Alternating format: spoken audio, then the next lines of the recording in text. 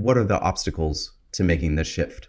Actually, really enjoy talking about this question a lot because when new technologies are implemented and things, everyone's always like to talk about what's going to be great about it and how it's going to help improve. But one of the biggest ways that this types of technology is going to continue to work is making sure that people that want to implement it understand maybe some of the difficulties that might occur when they do the implementation or how they'll have to change their thinking with how they do their business. And so when we think about roadblocks to adoption, there's a couple that come to mind for me. One of them is how they spend their capital currently. A lot of businesses are organized to think about the purchasing of vehicles and the utilization of those in certain categories.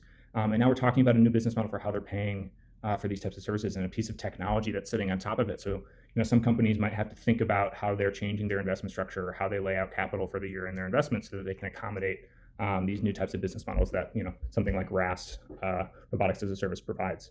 Another one to think about is talent and adoption. It's both a positive in this sense and sometimes can be a roadblock to adoption. So in a good way, if it's a great way to retain talent and upskill your talent, getting them trained as robot operators and having them get this exposure into technology is fantastic, but that also takes a little bit of time.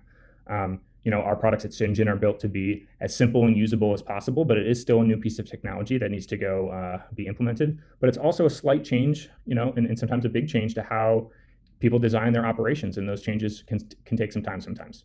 Our job at Syngin and as a company is to make sure that those changes are minimized and it's as easy to implement as possible. But anytime you implement a new piece of technology or a business model like robotics as a service, you do need to think about how we're going to get people trained on this, how we're going to make sure we maximize the value that comes out of it. And so, those pieces can be a bit of a roadblock to adoption as well.